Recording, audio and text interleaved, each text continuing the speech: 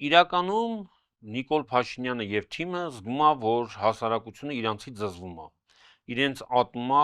իրենց նկատմամբ շատ բացասաբար է տրամադրված։ Այս Նիկոլի այս խումբը, այս շրջախումբը փորձում է այդ ամեն հարթակով սոցիալական ապացույցի, որ իրանք շատ են։ Ժողովուրդը դրան հավատում է, թե չէ։ Համաշխարհային պատմության մեջ այդպես բան չկա, որ ուժեղը թույլին ինչ-որ բան զիջի։ Մի կինա մոտեցել է առավոտը ինչ որ բան ասել է, եթե դու Ռոբերտ Քոչարյանն ես, քեզ կզացնելու ենք։ Չմարդ պետք է բանը Նիկոլ Փաշինյանը լինի, որ մարդկանց այտենց խափի։ Դիմացին էլ պետք է Նիկոլ Փաշինյանից ավելի Նիկոլ Փաշինյանը լինի, որ դրան հավատա։ Ու մեզ ասես Նիկոլը ավելի լուրջ ընդդիմություն էր, քան հիմա իր ընդդիմությունը։ Լսի, Նիկոլ Փաշինյանը Ադոլֆ Հիտլերի հոգևոր ժառանգն է։ Պատկերացնես ինչ նվաստացուցիչ ներքին գործերի բարձրաստիճան պաշտոնյայի համար Արփինե Սարգսյանին չես տալ, հա, այդ կնոջ գոյությունը այդ համակարգում արդեն նոնսենս է ինձ թվում։ Այդ բանաձևի դուք համաձայն եք ազգակործական ոչ մի ֆիզիկական Ռեմբոն դառավ աշխարհակահաղական գիգ։ Այդ մարդը կապիտուլյանտ է, ինքը ձեռքները բարձրացրել, հանձնվել է։ Ես 7 տարի մնացել եմ նույն դասարանում։ Ողջույն եւ բարի գալուստ հրապարակի YouTube-յան ալիք։ Ամեն երկուշաբթի եւ Ավետիս Պապաջանյանը այս տաղավարում վերլուծում են քաղաքական ամենակարևոր իրադարձությունները։ Պիտի ամենասկզբից հենց խնդրեմ բաժանորդագրվեք, եթե ինչ-որ պատճառով դեռ դա չեք արել, պիտի խնդրեմ մեզ մեկնաբանություններ գրեք եւ պիտի խնդրեմ այս տեսանյութը տարածեք։ YouTube-ի մոնետիզացիան միացրել է, կարող է մի երկու կոպեկ փող աշխատենք։ Ասա Բարև ձեզ սիրելի հետևորդներ, դե Զարային հետևեք, լսեք Զարայի հորդորներին, ինչ ասեմ։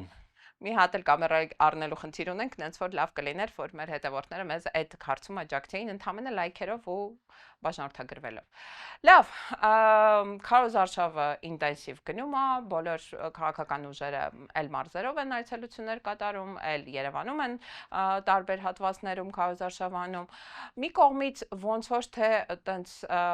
նոր բան չեն հորինել, հա, նոր մեթոդներ չեն կիրառվում, էլի տնետուն ընկած բուկլետ են բաժանում, էլի մարդկանց հետ նկարվում են, բայց մյուս կողմից նենց տպավորությունը, որ այս քարոզարշավը շատ ագրեսիվ է։ Անկամ Փաշինյանին մոտեցած, չգիտեմ, իր աջակիցների նկատմամբ այն սերն ու վերաբերմունքը չկա, ինչ որ կար նախորդ քարոզարշավների ժամանակ։ Իսկ ընդդիմության ներկայացուցիչներին մոտեցողները ոնց որ թե ավելի, չգիտեմ, շատ սպասումներ ու շատ հույսեր ունեն, հա, ոնց որ տենց մի տեսակ ավելի աղիողորմ են խնդրում, որպեսզի նրանք հաղթեն։ Ես ճիշտ եմ, իմ տպավորությունը ճիշտ է, թե չէ։ Զարա, հիմա սկսենք նրանից, որ ասում ես իշխանության նկատմամբ այտենց իշխանությունը այն նախկին ջերմությունը չունի, ինչ նախկինում կա։ Իրականում Նիկոլ Փաշինյանը եւ թիմը զգում է, որ հասարակությունը իրանցից զզվում է։ Իրենց ատմա, իրենց նկատմամբ շատ բացասաբար է տրամադրված։ Այսպես կոչված աջակիցները, դրանք բերովի մարդիկ են։ Հիշում ես նախորդ շաբաթ այդ ապարանի հայտնի դեպքը, երբ որ իբր դպրոցի ուսուցիչներին Այո, Արման Թաթոյանը ձայնագրություն հրապարակեց, որտեղ մարդիկ կազմակերպում են, որ Փաշինյանի հավաքին մաքսիմալ շատ, չգիտեմ, պետծառայող, դպրոցի ուսուցիչ, այդպիսի մարդիկ հավաքվեն, ովքեր որ կախում ունեն իշխանությունից։ Փաշինյանն էլ դերասանություն արեց, Քուչակի դպրոցի տնօրենին իբրև թե հեռացրեցին աշխատանքից, որ ինքը պարտադրանք է կիրառել, մարդկանց ստիպողաբար է բերել եւ այլը եւ այլը։ Լսի, ինչա Նիկոլ Փաշինյանը չգիտի, որ իր բոլոր հավաքներին մարդիկ ստիպողաբար են բերվում։ Ինչա դրանից հետո մարդիկ դադարեցին ստիպողաբար բերվել։ Եթե չլինեն այդ ուսուցիչները, դպրոցական կոլեկտիվները, բժշկական կոլեկտիվները, Նիկոլ Փաշինյանի այսօրվա հավաքվածների Մենակ թիկնապահները կմասնակցեն։ Չէ, կարող է, չէ, իրականում ինչ-որ մի մաս կգա, բայց եթե դրանց հանես, կմնա 10%-ը։ Երկու հատ հետաքրքիր դրվագ ա եղել անցյալ շաբաթ, չգիտեմ մեր հետևորդները տեսել են թե չէ, բայց ես ուզում եմ հիշատակենք, հա, եթերում։ Նախ մի դեպք, որտեղ մի աղջիկ օրվա ընթացքում երկու անգամ գալիս է, այդպես շատ ջերմորեն ուզում է Փաշինյանի հետ սելֆի անի, ընդ որում փոխվել է շորերը, էլի, մտածել է, որ շորերս փոխեմ չեն ճանաչի, էլի, երկու անգամ եկել է սելֆի արել։ Այդ մի դեպքը։ Երկրորդ դեպքը, երբ որ Փաշինյանը ինչ որ մի տարեց կնոջ հետ շատ ջերմ շփում է ունենում, երկու քայլ ուղակի հեռանում է այդ կնոջից, թիկնապային ասում է սպիրտ տուր ինձ։ Դες տպավորություն որ զզվանք ապրում հենց իր աջակիցների նկատմամբ, հա, տենց հատկապես այդ ուղիղ եթերում ձայնագրվում է։ Իմ մոտ օրինակ վատ բան առաջացրեց, էլի, էմոցիա առաջացրեց։ Մարդիկ քեզ տենց սիրով, բանով, չգիտեմ, փաթաթվում են, այսքան արածիցդ հետո քեզ հələ սիրում են, գրկում են, ձեռ են սեղմում, դու տես սպիրտ ես ուզում, տենց իրանցից զզվում ես։ Այդ դեպքն է եղել, մեկ էլ շատ հետաքրքիր էր, ուզում եմ անպայման դրան հատուկ առանձնանանք, առանձին բան անդրադառնանք,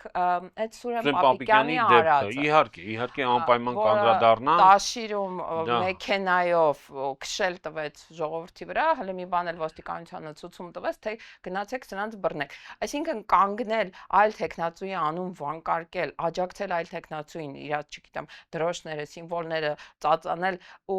մերժել ԿՊ-ին, արդեն քրեորեն բաժելի արարք է, հա, դա որակվել է որպես ԿՊ-ի քարոզարշավին խոչընդոտել։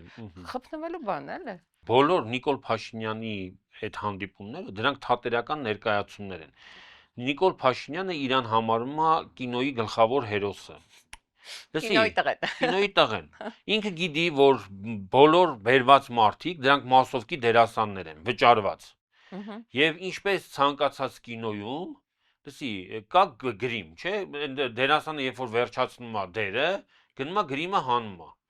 Հիմա դու ուզում ես ասես, որ Նիկոլ Փաշինյանը ինչա չգիտի, որ այդ մարդիկ բերված են կամ այդ դերասան կինը, որը երկու անգամ շորեր է, հա, բա հիմա այն մասովկում ուրիշ դերեր։ Բայց ինչա սպիրտ ուզում, էլի։ Այսինքն չի կարում իրան զսպի տուն հասնի լողանալվածվի։ Գրիմն է վրայից հանում։ Գրիմն է ուղակի վրայից հանում։ Ինքը այդ մարդկանցից, ինքը մարդատյաց է։ Ինքը մարդկանցից զզվում է։ Այնց չի, որ նախկինում չի զզվել։ Նախկինում էլ է զզվել։ Ես քեզ հաստատ եմ ասում, ինքը մարդատյաց տեսակ է, մարդկանցից զզվող, մարդկանց ատող տեսակ է։ Այսպես ձև անում, հա, Իհարկե, դերասանությունն 18 թվականին էլ է դերասանություն արել, 21-ին էլ է արել։ Բայց իրան ընտրել են հենց այդ մարդիկ է, իր աջակիցները այդ մարդիկ են։ Նայ, Զարա։ Հիմա իրանք չեն հիասթափվում, որ տեսնում են իրանցից հետո սպիրտով ձեռքերը մաքրում են, որ մի բան չվարակվի։ Ոչ, չեն հիասթափվում։ Ինչի չեն հիասթափվում։ Որովհետև հույս չունեմ, որ հիասթափվեն։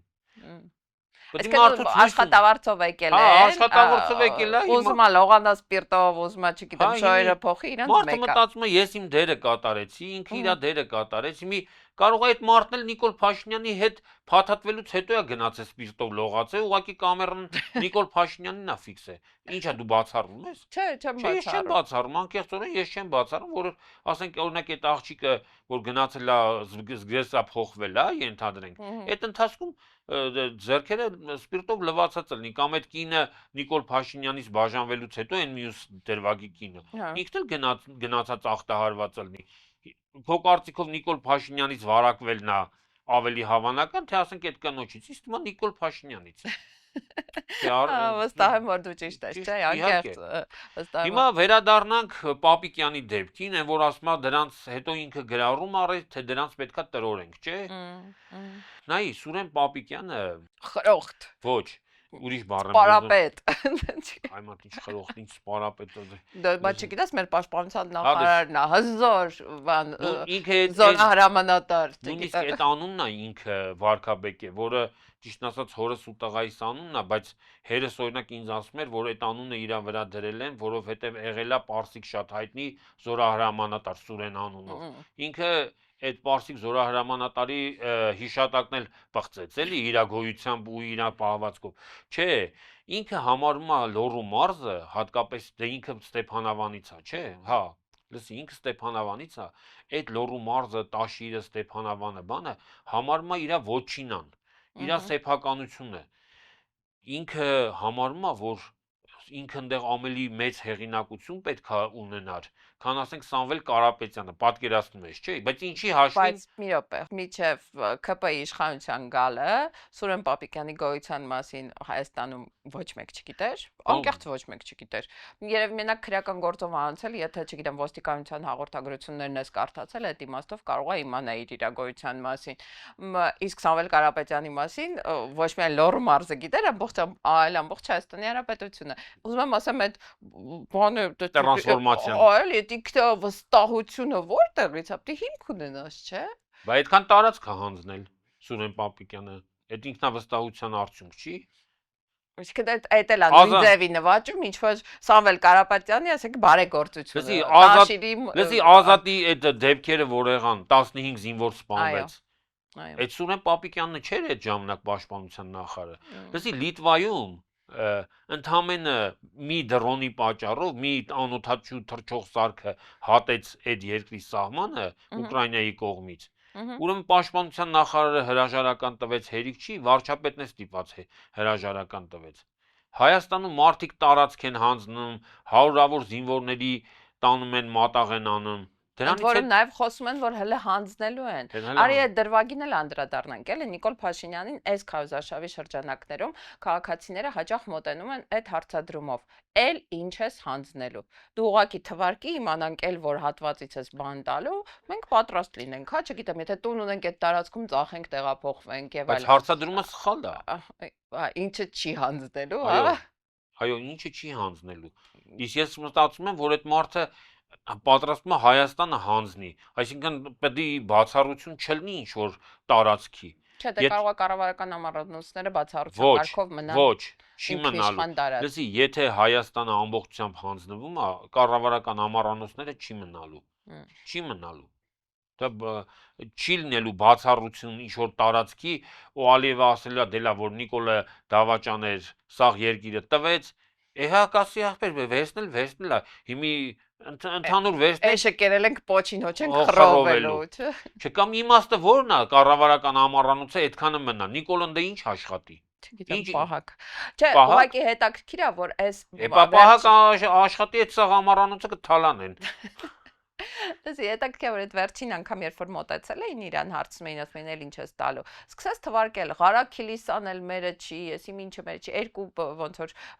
ադրբեջանական տեղանուն տվեց իրան բանել նեղություն էլ չի տալի գոնե հայերեն անունով ասի որ մարդիկ ճիշտ կողմնորոշվեն հա ավելի շուտ հատուկ է երևի անում որ մարդիկ չհասկանան թե այդ որ տարածքի մասին է խոսք գնում եւ երրորդի անունը չտվեց բայց դա բոլորս գիտենք որ Քարքին է հա իր ասիրած ադրբեջաններենով այո Տիգրանաշենը Հիմա այս մարդուն հարց են տալիս, ինքը ասում է Արտվաշենը մերն է, մեր ինքնիշխան տարածքն է, մենք պետք է բանանենք։ Հիմա հարց առաջանում։ Ես չեմ, դու ես կամ չգիտեմ ցանկացած քպական նիկոլական պերսոնաժը։ Անկեղծ հավատում ա որ Նիկոլի իշխանության, Նիկոլի ուժի, չգիտեմ Նիկոլի բանակի թափը կհերիքի Արցվաշենում հայկական համայնքի գոյությունը ապահովելու համար։ Ենթադրենք մեզ դա պետք է, ենթադրենք այդ Արցվաշենը շատ կարևոր է մեր համար, պատմական հիշողություն եւ այլն։ Ինչ որ մեկը մտածում է, որ Արցվաշենում անվտանգություն կկարողանան ապահովեն ապրող հայերի համար։ Զարա, նախ սկսենք նրանից, որ ադրբեջանական բանակը երբեք կամավոր դուրս չի գա Արցվաշենից։ Եթե նույնիսկ սահմանազատումը լինի, կասեն էլի ձերն է, բայց մեր բանակը այնտեղ պետք է լինի։ Այսինքն մենք կանգնենք վնաս տվող չլինի, հա, մոտարապես այդ սկզբունքով։ Համաշխարհային պատմության մեջ այդպես բան չկա, որ ուժեղը թույլին ինչ որ բան զիջի, կամավոր։ Լսի, եթե դու թույլ ես, դու միշտ հանձնում ես։ Այդ որ Նիկոլ Փաշինյանը ուզում է լապշա կախի հայ հասարակության ականջներին, իբր թե սահմանազատման միջոցով Ես ամի բան տալիս եմ մյուսը ստանալու եմ ավելի մեծն եմ ստանալու ավելի լավ ավելի սիրունը չգիտեմ չէ Չէ կամ սահմանը բերվելու է խորհրդային միության սահմանի այդ ջերմուկի գրաված դիրքերը այդ Գեղարքունիքի մարզի գրաված Սյունիքի մարզի չեմ էլ ուզում այտենց անվերջ կարանք թվարկենք Նիկոլ Փաշինյանի ու Սուրեն Պապիկյանի հերոսությունների արդյունքները լսի Եթե մի հատ պարզ հարց կա, եթե Ադրբեջանը մտադիր է այդ տարածքները հանձնել, ինչի է այդտեղ ամրաշինական աշխատանքներ անում, ինչի է այդտեղ միլիոնների փող դնում, ճանապարհներ են սարքում, չգիտեմ, պարզ է, չէ՞ որ չի հանձնելու, որևէ մեկը կամավոր, մանավանդ թուրքը, տարածք երբևէ չի հանձնել, մարդ պետք է Նիկոլ Փաշինյանն լինի, ուզում եի ասեի էշ, հետո մտածեցի էշերը, բա որ ասենք մեր գյուղում էշ կա, կարող է գասի ախպեր, ես ինձ վիրավորում, ես կյանքում տարածք չեմ հանձնել։ Չմարդ պետք է բանը Նիկոլ Փաշինյանը լինի, որ մարդկանց այտենց խափի։ Դիմացին էլ պետք է Նիկոլ Փաշինյանից ավելի Նիկոլ Փաշինյանը լինի, որ դրան հավատա։ Հիմա լավ Սուրեն Պապիկյանի ուզածը ո՞րն է, ասում է ժողովրդավարություն է, չէ, ամբողջ թիմով այդն չէ, ճղվում են իրանց մեջտեղից ճղվում են ազատ ընտրությունները եւ այլն առաջին անգամ, 18-ից հետո է սկսել ընտրությունները ազատ լինել։ Ժողովրդավարություն է, բայց պիտի մեր դեմ քարոզարշավ չլինի։ Պիտի մենք հակառակորդ չունենանք։ Այսինքն պիտի ընտրությունները ազատ լինեն, բայց առաջադրվի մենակ ԿՊ, դա ասածը, որ եկեք բռնեք տրորեք, չգիտեմ ինչ արեք։ Լսի, Նիկոլ Փաշինյանը Ադոլֆ Հիտլերի հոգևոր ժառանգն է։ Ես քեզ ասում եմ, մի ծիծաղա։ Չէ, հավատում եմ, անկեղծ հավատում եմ, այո։ Նայի, մեթոդների առումով անցած շաբաթվա մեջ մի հատ սարսափելի սահմռկեցուցիչ դեպք էլ եղավ, որի վրա մենք չգիտես ինչի այդքան եղավ հանրային ուշադրություն։ Նուբարաշենի հոգեբուժարանում սպանվեց Նիկոլ Փաշինյանի հրահանգով, ըստ ամենայնի էլի, ես ուղղակի մի 99% վստահ եմ, Արմեն Հովհաննիսյանը։ Մի մարդ, որի ամբողջ մեղքը եղել էր այն, որ այդ մարդը պատռել էր, պոկել էր Նիկոլ Փաշինյանի պաստառը։ Դրանից հետո բռնել էին ոստիկանություն, հետո ոստիկանությունում ասել էին, որ ոչ adekvat պահվածք է դրսևորում, տարել էին Նուբարաշենի հոգեբուժարան, մի օրվա մեջ այդ մարդուն ոստիկանություն Նուբարաշեն ընդեղից են իբր կախված էին գտել։ Մի հատ բուջուրդ բան էլի շեշտադրում այդ զանցանքի այս դեպքում համար նախատեսվում է 50,000 դրամ տուգանք պաստառը պատրելու համար, այսինքն վարչական օրենսգիրքը այդ է նախատեսում, այդտեղ քրեական գործ չի կարա լինի առհասարակ։ Ոստիկանություն, հոգեբուժարան, բոլոր այդ հաստատությունները տանելու իրավունք այս իշխանությունը չուներ։ Պարզա չէ, որ որևէ մեկը չպատժվեց։ Ինչի չպատժվեց։ Դե պարզա, որովհետև այդ մարդիկ հրահանգ են կատարել։ Նիկոլ Փաշինյանը ինքը իրան չի կարա պատժի։ Այսինքն դու պատկերացնում ես, եթե դու նույնիսկ բան անես, դա ինքնասպանության նման մի բան է, եթե դու քեզ, ասենք, վեսնես ձեռքիդ խփես կամ չգիտեմ, դու ինքդ քեզ պատժես։ Ամառ դա այդքան իր ձեռն է, հա, ամբողջ երկիրը այդքան իր ձեռն է, ոստիկանությունը իր ձեռն է, դատախազությունը իր ձեռն է, հոգեբուժարանը իր ձեռն է, ինչ իր ձեռն է։ Թող գային, ասի, ջնջի են բոլոր ցուցակները։ Ո՞րն է իրանց թիվը, թող մենակ իրանց թղթիկը մնա։ Ինչի եմ ասում, որ Նիկոլ Փաշինյանը Ադոլֆ Հիտլերի հոգևոր ժառանգն է։ Ադոլֆ Հիտլերը տենց մի հատ հասկացություն կար, պատժիչ հոգեբուժություն։ Այո։ Ուրեմն իբր թե մենակ 70,000 այսպես կոչված հոգեկան հիվանդների են տարել գազային կամերաներ, բաները, ֆաշիստական ռեժիմը։ Հետո երբ որ իբր թե դե բոլոր քաղաքական հակառակորդներին հռչակում էին հոգեկան հիվանդ, դե ասում էին ախպեր, ո՞նց կարող է մարդը հոգեպես առողջ լինի, ու բանը Ադոլֆ Հիտլերի նման մարդուն դեմը լինի։ Եթե այդ մարդը Ադոլֆ Հիտլերին դեմ է, ուրեմն հոգեկան հիվանդ է։ Լսի, լավ բան է, լսի, 19-րդ դարում այդ նույն բանը Ամերիկայում անում էին բաների, նեգրերի նկատմամբ։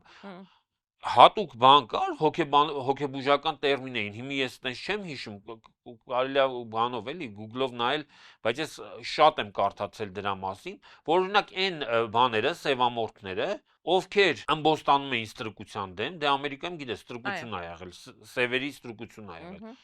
Սրանց հռչակում էին հոգեկան հիվանդ։ Ասում էին ախպեր, եթե մարդը առողջ լինի հոգեպես, ստրուկ լինելու համար ուշքը կգնա։ Չէ, ուրեմն պետք է իր տիրոջը ծառայի, ինքը պետք է համակերպվի։ Ինչ էին անում։ Սրանց էլ ինչ էին անում։ Բուժման ձևը գիտես որն էր։ Բռնում էին, ոտի բութ մատերը կտրում էին։ Ինչ կապ ունի ոտի բութ մատը, չէ, բուժման հետ։ Չի կարա փախնի։ Քայլելու համար խոչընդոտ է, հեշտ կբռնեն ստրուկին։ Հիմա Նիկոլ Փաշինյանն է առաջի կարելի ասել փորձարկված օրինակը կա։ Եթե այս մարդը բռնությամբ, կեղծիքով, չգիտեմ ճնշումով մնաց իշխանության, ռեժիմի բոլոր հակառակորդներին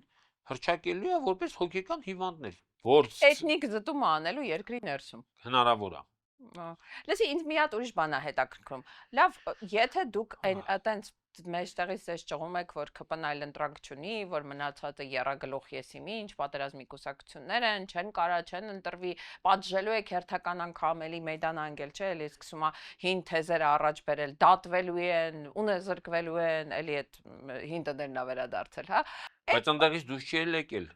Բայց դու նկատեցիք, որ քարոզարշավը սկսել էր այլ թեզերով։ խաղաղության տեր կանգնի, չգիտեմ, մեր արած աշխատանքը գնահատի, չգիտեմ, այսքան դպրոց ենք սարքել, այսքան մանկապարտեզ ենք սարքել, այսքան ասֆալտ ենք արելու, այս խաղաղությունն ենք բերել 2 տարի մարդ չի զոհվե։ Հիմա տես բան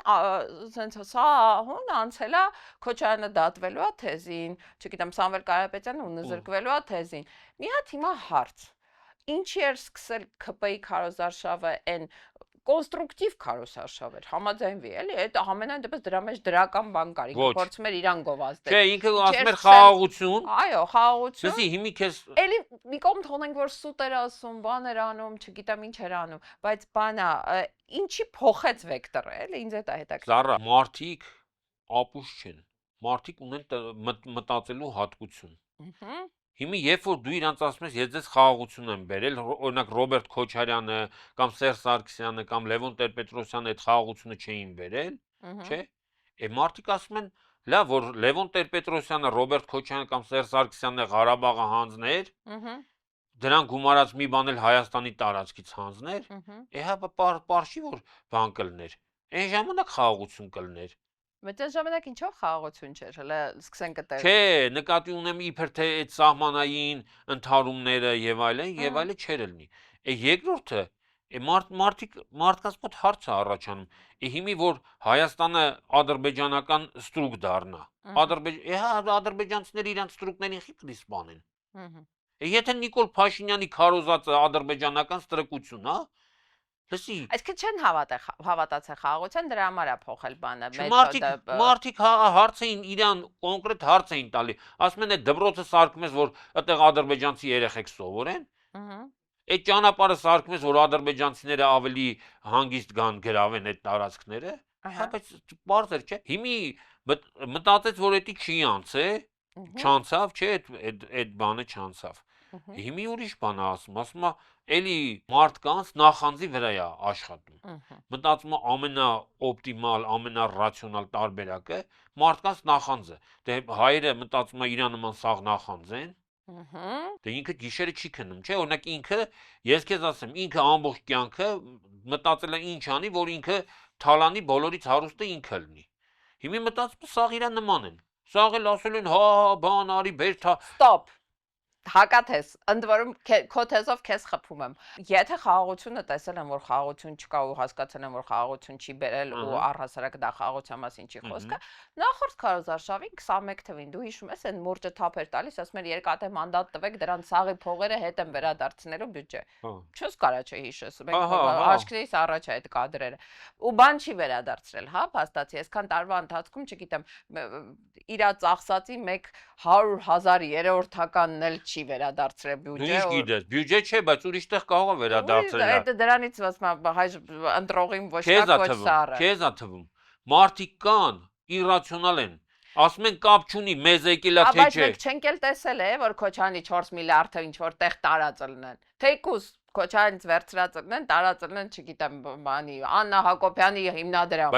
Օրինակ։ Բայց ինչի պետք է դու տենայիր։ Ուզում եմ ասեմ, այդ ընտրողի համար ինքը 21 թվին նույն խոստումը լսել է, իրան ասել են սաղ միլիարդները հետ ենք բերելու, բյուջեն լսնենք դուք էլ հարստանալու եք։ Հիմա 26-ին եկել է նույն խոստումն է տալի։ Լավ, դեբիլ չէ։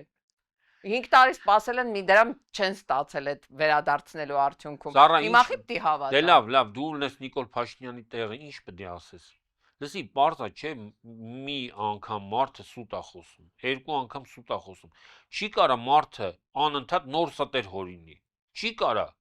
Ինչ սուտ խոսա, ասի, լավ էլ կրեատիվ է ինքը այդ իմաստով։ Լսի, ինչ սուտ հորինի։ Արի նենց սուտ ասա, որ թակավորությանս կեսը քեզ տա։ Ինչ ասի, Հայաստանը սարքելու եմ աշխարհի արդյունաբերական կենտրոն, ասի, չգիտեմ, ձեր աշխատավարձերը, ասма բանը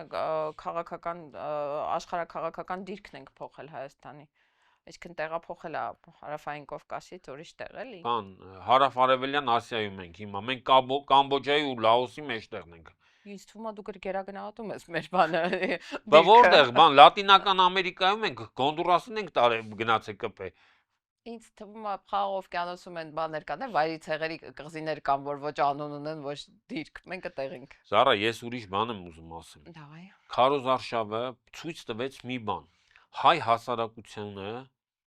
հսկայական մասը, առնվազն հսկայական մասը, այլևս պատրաստ չի հանդուրժել Նիկոլ Փաշինյանի եւ նրա թիմի գոյությունը։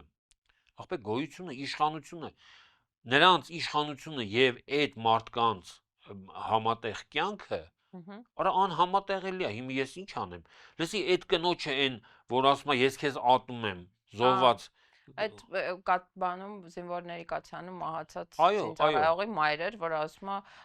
ես քեզ ատում եմ, ինձ մոտ մի արի։ Սորսոփելի Լսի, տեսաներ։ իսկ իրականում քանի 100,000 նման մարդիկ կան։ 100,000-ավոր նման մարդիկ կան։ Սորել Միկինա մոտեցել է առավոտը ինչ որ բան ասել է, եթե դու Ռոբերտ Քոչարյանն ես, քեզ կզացնելու ենք։ Լավ, ասենք այդ աշխատող բան է, Քարոզարշավը, այդ տենց անպաշտպան կանանց վրա հարձակվել, այդ հիստերիկ նոպաներ ունենալ, այդ, չգիտեմ, սպիրտով ձեռք մաքրել, այդ տենց ոչ adekvat վիճակում միտեղից մյուսը գնալ, կամ այն կինը, որ մոտեցել էր բան այդ զոհվածի մայրը, ինքը ասում է ժողովուրդը կորոշի, ժողովուրդը կորոշի, ժողովուրդը կորոշի, ու սենց նկատեցիր, որ սառած հայացքով անդադ հիմար նույն միտքը կրկնել աշխատող է։ Դե հիմի կարող ես ընկերի ազդեցության տակ է այդ գալուցինագեն ընկերի։ Ասա որ Սամվել Կարապետյանը կրեատիվ գտնվեց այդ թեզը առաջ քաշելով, բանալից։ Դե որովհետև մտածում ես, որ մարդուկին գնացել են Չինաստան։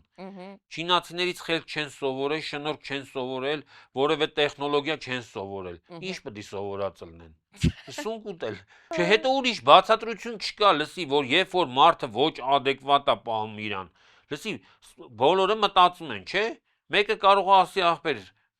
Սամվել Կարապետյանի ասածը ամենամեղմն էր։ Մեկը կարող է ասի կակային է արել, մեկը կարող է ասի գերային է անում, մեկը կարող է Ես ասում եմ, որ դավաճան է։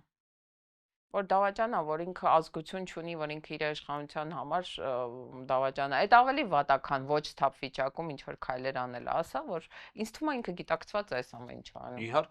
Իհարկե։ Դասի բան չի էլի, թմրանյութերի տակ չի։ Լավ, հիմա հարց է առաջանում, չէ՞։ Երբ որ շարունակենք մեր թեման, երբ որ պարզ է դառնում, որ հասարակության ճնշող մեծամասնությունը այլևս չի հանդուրժում իր իշխանությունը, որ ֆիզիոլոգիապես, ֆիզիկապես դրանք անհամատեղելի են Նիկոլ Վարչապետ եւ հայ ժողովուրդ, չէ՞։ Ու այդ պայմաններում ինքը փորձում է իրան պարտադրել հասարակությանը,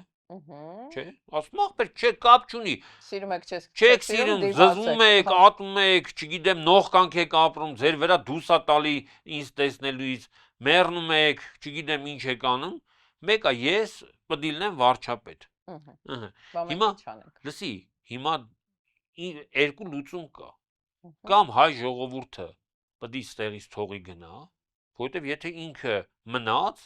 բռնությամբ, կամ հայ ժողովուրդը պետք է գնա, կամ ինքը, եթե չգնա, սկսի պայքարել,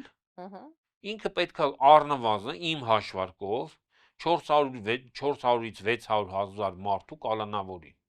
Ու մոտավորապես։ Ասենք, ես չգիտեմ աշխարհում պետություն, որի վիճակի է 600,000 մարդ կալանավորել։ Կալանավորի սպանի, չէ, կա։ Ես հիմի դուք ասես էլի ավոն ասեց։ Ֆաշիստերի ժամանակ ասեց։ Պոլ Պոտը։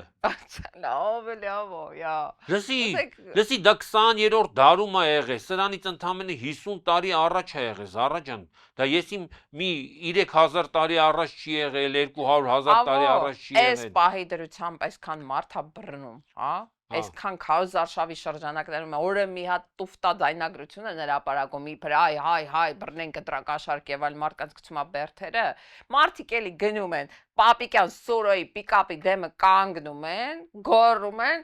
Սամվել Վարչապետ, ընդ որում Տաշինում 10 հոգի բռնել են տվել, չէ՞, այդ Ստեփանավանում հաջորդ օրը Ստեփանավանում էլի գնացել են, կանգնել են, էլի գոռացել են Սամվել Վարչապետ։ Երևանում մտնում է մի հատ, չգիտեմ, ինչ արհեստավոր էր այդ մարդը, մտնում է բանի մարդու տաղավարը, անկեղծ այդ երևում է, որ դες լրիվ անսպասելի չնախապատրաստված այդ մարդուն ասում է բարև ձեզ, ո՞նց եք, ասում է շատ վատ եմ։ Ընդ որ մարդն այնքան ինտելիգենտ էր, ես օրինակ շատ հանգիստ, չէ՞, շատ հանգիստ։ Կուզեի ես կարենայի այդպես պատասխանել։ Ասում է բանա, որ ձեզ տեսա օրս փչացավ, հետո ասում է դե ձեզ լավ հաջողություն եմ մաղթում, այդ մարդն ասում է ես էլ ձեզ անհաջողություն եմ մաղթում։ Այսինքն այս ազգը չի վախում, որ իրան պլակատի համար կբռնեն կտանեն հոգեբուժարան կգցեն, չի վախում, որ իրան քարոզարշավի շրջանակում բան անելու, բան Սամվելի անունը տալու համար կգցեն բերթերը, չի վախենում իր տաղավար մտած պարզա, չէ, որ այդ փոքր բիզնես էր այդ մարդունը, կարան վաղը հիմա հարկային ուղարկեն այդ մարդուն էլ, ստուգում անեն, տաղավարը փակեն։ Ամեն ինչ էլ կարան Հա, անեն։ այսինքն այդ մարդը վտանգեց, չէ, իր բիզնեսին, իր ապագան վտանգեց, չի վախենում դրանից, չի վախենում այդ կնոջ պես, որը ենթադրում եմ էլ կորցնելու բան չունի, հա, երեխա կորցրած կնոջից էլ ոչինչ չես կարա վերցնես, չի վախենում ու չի խորշում ու իր ցավը, իր կորուստը մի կողմ դնում, բայց գնում է այն որ սրտի ուզածը ասում է, հոգու այն ճիչը այդտեղ թողնում է։ Այսինքն այս ազգը քո ասած այդ Պոլպոտի ազգը չի էլի, որ դու 600,000-ով դնես մի ժամում, մորթես Հա, հետո որ մորթես ինչ։ Դու նենց ես մտածում, թե իբր կամբոջացիները բան էին, էլի, հանգիստ ոչխարի պես մենք էլ հերոս ազգ, բոլոր ազգերն էլ դիմադրում են, լսի, դիմադրում են։ Լավ դդվել էլի, բոլոր ազգերի բռնապետները ծիծաղելի Զարա, ես չեմ ասում մեկը ստացվի իր մոտ, թե չի ստացվի, ես ասում եմ իր տարբերակը իշխանությունը պահելու 400-ից 600,000 մարդու լիկվիդացիան է։ Չգիտեմ, այդ լիկվիդացիան ինքը կանի սպանելու միջոցով, կանի բանտեր կառուցելով, ասենք մեծ բանտեր կառուցի։ Մեծ չի, իմ տեղեկություններով 1000 տեղանոց ասա։ Դե 1000 տեղանոցում չի տեղավորվի, 600,000 մարդ չի տեղավորվի, չէ։ Այդ որ ասում էր ակադեմիական քաղաք, այդ ակադեմիական քաղաքի տեղը տենց բարակներ պետքա սարքել։ Լավ էլի, մի սարքեք փոքր, բան, ինչա, անինքնավստահ, 1000 հատ բարդույթ ու 1000 հատ հոգեբանական խնդիր ունեցող տղուց մի սարքեք այդ հրեշին։ Դու ասես նստած ասում ես ու դու իրան ճանաչում ես։ Լսի, բոլոր հրեշները այդ քո նկարագրած վախկոտ անինքնասեր, անբարտավան մարդիկ են դառնում, որևէ ուժեղ կամային մարդ հրեշ չի դառնում, դառնում է հերոս, եղավ։ Չգիտեմ, չէ, ես համաձայն չեմ քո հետ, ինքը այն մարդը չի, ում կարանք տենց բոբո սարքենք ու մտածենք, ինքը այն մարդը չի, որը կարա դառնա հրեշ։ Չէ, ինքը դառել է հրեշ, բայց ինքը հասկանում ես, ինքը այն մարդը չի, որ տենց խելացի է, տենց մտածող է, տենց հետևողական է։ Քո ասածը էսենց է։ Ինքը դառել է հրեշ, բայց ինքը կարա ուտի 10 մարդ, 5,000 մարդ, 10,000, բայց 600,000 մարդ չի կարա ուտի, տենց։ Տարապես տենց։ Ինքը բան է, փոքր ախորժակի տեր հրեշ է։ Իրան հնարավոր է աղթարել, եթե իրա դեմ կանգնացնում ես, ասենք, չգիտեմ, մեր այս հազարամյակների պատմություն ունեցող ազգին մի հատ Նիկոլի պատճառով վարի։ Լսի, ես հո չեմ ասում ինքը հաղթելու է, ես չեմ ասում դու ինքը սկսի բա։ Ես ասում եմ իր ելքը, մնալու ելքը էդ է։ Եթե կարացա 600,000 մարդ, հիմա ես հո չեմ ասում կկարողանա 600,000 մարդ ուտի, բայց ինքը մնալու համար 600,000 մարդու գլուխ պետքա ուտի։ Հիմա մեր ազգը պատրաստ է 600,000 զոհ տա, ինչա Նիկոլ Փաշինյանը հերիք չի մնա իշխանության, երկիրն էլ հանձնի։ Ինձ թվում է 6 զոհ էլ պատրաստ չի տա, գիտես, մեր ազգը։ Ասենք, եթե Աստված չանի, չնայած իհարկե ինչ որ իմաստով այդ նույն հոգեբուժարանի դեպքը, մնացած բոլոր դեպքերը զոհ են, էս Նիկոլի զոհերն են, հա, բայց եթե Աստված չանի ինչ որ տենց սրացում գնաց, հա, որտեղ որ այսինքն Նիկոլը մարտի 1-ն էլ չէր Մարսի։ Մարտի 1-ի պես բանն էլ չէր Մարսի, էլի, իրադարձությունը, ասա։ Դժվար է ասել, գիտես, ես չգիտեմ մարտի 1-ի պես իրադարձությունը կմարսի, թե չի մարսի, բայց որպեսզի մարտի 1-ի նման համաժողովրդական ընդվզում լինի, պետքա որ ընդդիմությունը ինքը գոնե այդ ձև կազմակերպի ոնց որ 2008 թվին, այսինքն համաժողովրդական ընդվզում կազմակերպի Նիկոլ Փաշինյանի դեմ։ Ես վստահ եմ, որ մարտի 1-ը հետընտրական էր, չէ՞, ես իհարկե հետընտրական էր։ Իհարկե հետընտրական էր, որովհետև փետրվարի 29-ին էին ընտրությունները եղել, 19-ին կարծեմ, փետրվարի 19-ին էին ընտրությունները եղել նախագահական։ 10 օր անց։ Հա, մոտավորապես 10 օր անց, հա, որովհետև այդ 10 օրը Ազատության հրապարակում անընդհատ հանրահավաքներ էին եւ մարտի 1-ի իրադարձությունները եղան այն պատճառով, որ ոստիկանությունը մտավ ազատության հրապարակ եւ որոշեց ցրել այդ բանը, ցույցը։ Դու ուրիշ բան ես ասում։ Ասում ես, եթե Նիկոլ Փաշինյանը ուզի ցրել համաժողովրդական ընդվզումը, ինք մարդկանց սպանելու եւ բանի գնով, բռնության գնով, ինքը չի կարողանա դա մարսի եւ չի կարողանա պահել իշխանությունը։ Ես ասում եմ, որպիսի մենք դա տեսնենք, արդյոք ինքը պետքա նախ որ ընդդիմությունը կարողանա առնվազն Ես ասես Նիկոլա ավելի լուրջ ընդդիմություն էր, քան Նիկոլը չէր, նախ այն ժամանակ Լևոն Տեր-Պետրոսյանն էր։ Հիմա էլ կա Լևոն Տեր-Պետրոսյանը արդեն հայտարարություն արել հետ ընտրական զարգացումների մասին։ Հա, հետընտրական զարգացումների մասին հայտարարություն արել, վախեցնելով հասարակությանը, թե ես ավելի շատ վախենում եմ հետընտրակ այդ 2008 թվականին չէր վախենում հետընտրական զարգացումներից, որովհետև ինքն էր հրահրողը, հիմա որ հետընտրական զարգացումները սենց թե նենց անխուսափելի են, հասարակությանը վախացնում է հետընտրական զարգացումներով։ Մի հատ ինսայթ, չգիտեմ գիտես թե չէ, ես քպականների հետ ես ահագին շփումներ ունեմ, իրանց ամենամեծ շատ ինքնավստահ են, որ հաղթելու են ընտրություններով, ենթադրում եմ բան ալտերնատիվ հիմքեր ունեն, հա, այդ ինքնավստահության, ենթադրում եմ, որ Վագն Հովակիմյանը քո սիրելի արդեն, չգիտեմ, թվերը ինչ որտեղ ստացել է արդեն։ Ահա, դարակում դրել է, սեյֆում փակել է, Չէ, Նիկոլ Փաշինյանն էլ ասենք խորհրդատե վարչությանը ԿՊ արդեն կարդացել է ընտրության արդյունքները։ Ասենք պատկերացնում ես, չէ՞ կարա։ Այն որ ասաց մանդիմադրիները չեն հասնելու ազգային ժողով, դա ինչ-որ մի հայտարարություն արեց։ Ես չեմ բացառում, որ ինքը ԿՊ վարչության նիստ տարածել լինի եւ ասի սիրելի ԿՊ վարչության անդամներ։ Հիմա ես ձեզ ուզում եմ ներկայացնել հունիսի 8-ի թվերը։ Ու կարդացած լինի, ասի դե հիմի պարզա որ ցույց տալու համար նաեւ որ դուք հանգիստ եղեք, ճամբարափող չլինեք, վրիցս չթռնեք, այո։ Հիմա նայ, մի կողմից իրանք շատ ինքնավստահ են, որ անցնելու են խնդիր չի լինելու, մյուս կողմից սարսափելի անհանգիստ են, որ կարող է անդիմությունը մանդատներից հրաժարվի ու փողոցային պայքար սկսի։ Այսինքն այնքան բացարձակ չեն մտածում այս քարոզարշավի մասին, բացարձակ չեն մտածում ընտրությունների օրվա մասին, բայց սարսափելի անհանգիստ են հետընտրական զարգացումների համար։ Իրանք ճիշտ է։ Այո, ես էլ եմ մտածում, որ զուտ ընտրությունների հունիսի 7-ով հնարավոր չի իշխանությունը վերցնել։ Իշխանությունը վերցվելու է, այսպես ասած, ոչ բռնի, թավշյա իշխանափոխության միջոցով, որը սկսվելու է հունիսի 8-ին ու ասենք ավարտվելու է ենթադրենք մի 2-3 օրվա ընթացքում։ Տես, եթե ընդդիմության հիմնական ուժերը 4 ուժ ասենք Հայաստան դաշինք, ուժեղ Հայաստան, Բարգավաճ Հայաստան եւ միասնության թևեր։ Եթե այս 4, միասնության թևերը մի քիչ էական չի, նույնիսկ էական չի, ով չի անցնի, այո։ Եթե այս 4 ուժերը միասին հայտարարում են, որ ընտրության արդյունքները կեղծված են եւ բոլոր մեր ընտրողներին եւ կոչ են կանում դուրս գալ հրապարակ եւ պաշտպանել ժողովրդավարությունը Հայաստանում, ընտրության իրավունքը, իշխանություն ձևավորելու ժողովրդի իրավունքը պաշտպանել հրապարակում ու մի 100,000 մարդ դուրս է գալի փողոց, մաքսիմում եմ ասում, նույնիսկ ավելի քիչ է։ Նիկոլ Փաշինյանի իշխանությունը շատ արագ ընկնելու է 2-3 օրվա ընթացքում։ Ամենաշատը։ Այսինքն այդ վարար գետի էֆեկտն է լինելու, քեզ թվում է, դա քշելու է տանի։ Իհարկե։ Ու չի պայքարելու ինքը, չի դիմադրելու, չի կարողանալու։ Հիմա նայ, ես քո հետ համաձայն եմ, ուղղակի ինձ քո տեսակետն է հետաքրքիր։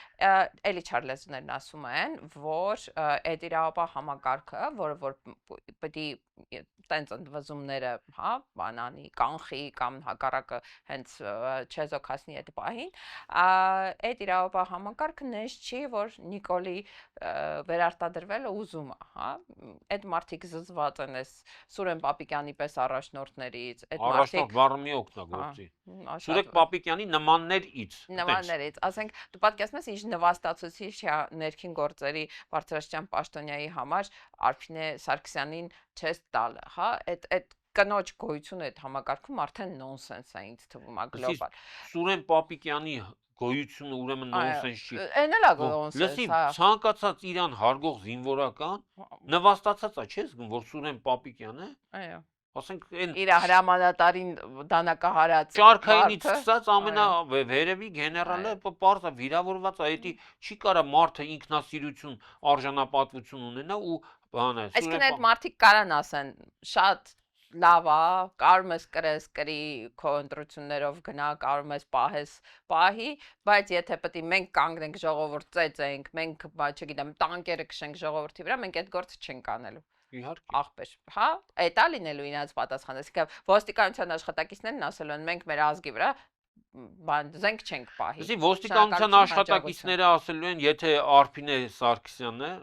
չէ՞։ Հա, Արփինե Սարգսյանը։ Արփինե Սարգսյանը ավտոմատը ձեռքին կգնա, բանը առաջինը ինքը կկրակի, ասենք մի 20 երեխա, մի 20 հատ հղիկին կսպանի։ Արփին կանի, դու մի թերագնահատի Արփինեի տաղանդները, ինչ ես բանանում։ Իրանց դաժանությունը չես նկատել, որ սահման չունի այդ հենց բուն ներկայացուցիչների դաժանությունը։ Իսկ թվում է նույնիսկ այդ դեպքում չեն մանանի, կանգնի կողքը էլի։ Դե ես չեմ ասում այդ դեպքում կողք կանգնել, այդ դեպքում կարող կալանավորեն մարդասպանության հոդվածով։ Մի խոսքով, ինձ շատ հետաքրքիր է ինչով ենք այս ընտրություններին մոտենում, էլի այդ ասա։ Մենք մոտենում ենք, նորից կրկնենք, համընդհանուր համաժողովրդական ատելությամբ եւ անհանդուրժողականությամբ ռեժիմի նկատմամբ, մոտենում ենք այդ ռեժիմից ազատվելու վճռականությամբ եւ մնում է մի բան, որ ընդդիմության 3-4 ուժերը, հիմնական ուժերը չճանաչեն կեղծված ընտրությունների արդյունքները, եթե դրանք կեղծվեն։ Իսկ արդար ընտրությունների պայմաններում Նիկոլ Փաշինյանը որևէ հնարավորություն չունի մանանելու, վերընտրվելու։ Լսի, այդ իր քարոզարշավը դա յուրօրինակ հանրաքվե է։ Հասկանում ես, հանրաքվե է, որովհետև նույնիսկ եթե իր քարոզարշավին գնացած մարդիկ են իրան մերժում, պարզ է, չէ, որ մնացած ընդդիմադիր ուժերի հավաքներին հավաքվող, եթե հանրագումարի բերենք, 1 միլիոնից ավել մարդ է մասնակցելու։ Այսինքն ստացվելու է, որ հասարակության առնվազն 50 գումարած տոկոսը ընտրության մասնակիցների մեծամասնությունը Նիկոլ Փաշինյանին չի ընտրելու։ Եվ եթե քվեատի տուփը բացեն կամ Վահագն Հովակիմյանը հայտարարի, որ գիտեք ինչ կա, Նիկոլ Փաշինյանը հաղթել է, դա ուրեմն մեր աչքի տեսածին մենք պետք է չհավատանք։ Չէ, պետք է մտածենք, որ այդ կինը այն մարդը ու տենց հազարավոր դեպքեր սոցիալական շրջիկ կրկես է, էլի։ Ամեն անգամ տեսնում ենք, չէ, որ նույն մարդկանց տանում են։ Ինքն է ասում, չէ։ Ընդեղից գյուղից չէ, իր ստեղեսի չես անում։ Բան, այսինքն այդ շրջիկ կրկեսը դրա ապացույցն է։ Եթե իրանց տենց սիրում են, որ պետք է գնան տենց այլի ընտրեն, հա, միտեղից կերևար, էլի։ Պարզա վարձու բաները ընդամենը մի քանի հարյուրն են։ Այն որն է 2 կոպեկանոցի համար լացողներ, ոնց է կոչվում այդ որ լացելու 3 մանեթանոց լացողներ, հա։ Այդ բանի մեջ է, էլի, այդ մարկրիտի մեջ է։ Որը հիմա այս Նիկոլի այս խումբը, այս շրջախումբը փորձում է այդ ամեն հարթակով սոցիալական ապացույցի, որ իրանք շատ են։ Ժողովուրդը դրան հավատում է թե չէ։ Ժողովուրդը միանշանակ չի հավատում։ Ես ուրիշ բան նորից գանք ընկետներին, եթե ամսի 8-ին ընդդիմությունը հայտարարում է, որ չի ճանաչում, լսի մանդատներ վերցնել չվերցնելու խնդիր էլ չկա։ Հա, դե թե չես ճանաչում, չես կարա վերցնես։ Հա, եթե չես մյուսից բխող երևույթ է։ Չէ, ու դրան պետք է չհասնի, որ Նիկոլ Փաշինյանը պետք է չհասնի այն կետին, որ արդեն կենտրոնական ընտրական հանձնաժողովը մի հատ էլ մանդատ բաժանելու լինի, որ ընդդիմությունը վերցնի կամ չվերցնի։ Այսինքն դու առաջարկում ես ընդդիմադիրներին շրջափակել կենտրոնական ընտրական հանձնաժողովը, ասել մենք բանա չենք ճանաչում այս ընտրությունների արդյունքները ու Վահագն Հովակիմյանին պահանջում ենք անապաղ ձերբակալել որպես ընտրակեղծարար։ Դու առաջարկում ես 4 գոնե ընդդիմադիր գլխավոր ուժերը համատեղ հայտարարության հանդես գան, որ ընտրությունները Հայաստանի Հանրապետության տարածքում հիբրիդային մեթոդներով, ընդ որում ես այդ բառը այս դեպքում համարում եմ տեղին եւ ընդունելի, կեղծվել են եւ չեն պատասխանում ժողովրդի քվեին եւ հանրահավաք, հա, չգիտեմ, փողոցային պայքար, ինչ ֆորմատ, ինչի կոնչ կանչեն։ Ձևավորվում է ազգային համաձայնության կամ ազգային փրկության, այդպես տարբեր անուններ կան, չէ՞։ Կառավարություն եւ այդ կառավարությունը ուղղակի պետական կառավարման մարմիններին որպես իշխանության օրինական իրավահաջորդ կամ նոր ներկայացուցիչներ ժողովրդի կողմից ընտրված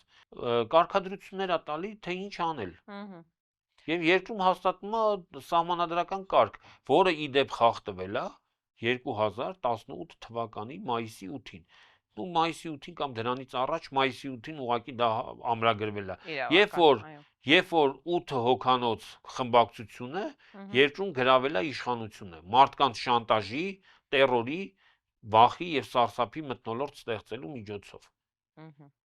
Բայց ամեն դեպքում, քանի բանը դրան չի հասել, արի մեր հետևորդներին կոչ անենք անպայման գնալ ընտրության, անպայման քվեարկել ընդդիմությանը, 3 ուժերից մեկին ընտրեք կամ 4-ից մեկին ընտրեք, ինձ թվում է հələ մենք հնարավորություն կունենանք ասելու որին արժի, բայց ես չեմ ասելու, ես ասելու եմ ես ում եմ ընտրում։ Ես միշտ ասել եմ, ես ընտրում եմ ուժեղ Հայաստանին։ Իմ ընտանիքի անդամները ընտրում են, ես գիտեմ, որ ընտրում են։ Ուժեղ Հայաստանի շատ մարդաձեն տալու, իսկ կարող է արժի, ասենք Հայաստան դաշինքին ձեն տալ, որ այնտեղ ձայների փոշիացման խնդիր չկա։ Ես որևէ մեկին իրավունք չունեմ եւ չեմ էլ ուզում կոչ անեմ գնա։ Ես ընդամենը իմ ձայնը ասում եմ, որ տալու եմ ուժեղ Հայաստանին։ Ես ամեն մարդ ինքը ունի իր նախապատվությունը, իր գաղափարը, հատկապես մեր հետևորդները եւ իրանց պետք չի ասել։ Պարզա եթե Նիկոլ Փաշինյանին չեն ընտրում, ուզում են չեն, տարբերակներ կա որ պետք չի։ Չէ, բնական է ես չեմ ասելու ում ուզում են ընտրեն։ Ես ասում եմ մարդիկ իրենք այնքան հասուն են, այնքան գրագետ ու քաղաքականապես տեղեկացված են, որ սխալ ընտրություն անելու հավանականությունը շատ փոքր է, որ մի հատ էլ ես մարդուն ասեմ։ Իսկ մարդուն ասել դա վիրավորական բան է։ Բայց ընտրության գնալու մասին ասել են, իհարկե, չէ, դա այնքան բան է, ակնհայտ ճշմարտություն է, որ դա էլ է, երբ որ մարդուն ասում ես մի բան, որը ակնհայտ ոնց որ այդ մարդուն վիրավորեց, էլի, չէ, ասենք հիմա մեկը գա ինձ ասի ավետիս գիտես ինչ կա, պետք է շատ կարևոր է ընտրության գնալը։ Հա, դու պետք է գնաս, որ քո ձայնը չկեղծվի, քո քաղաքակրթական դիրքոր աղբեր կասեմ, լավ էլի, լավ, հասկացանք։ Գիտենք։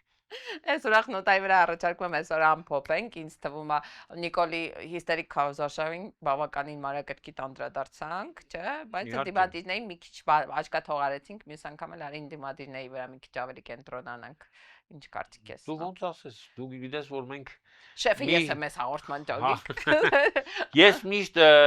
պատրաստ եմ հարմարվել։ Մի խոսքով մենք կհանդիպենք հաջորդ երկուշաբթի, իսկ ձեզ մնացել է միայն ներքևի հատվածում մեզ մեկնաբանություններ գրել, օրինակ դուք համաձայն եք Ավետիսի հետ, թե ոչ։ Կամ Զարայի հետ։ Ավելի լավ Զարայի հետ էլ համաձայն չլինեն։ Միշտ համաձայն են, մի սկսի։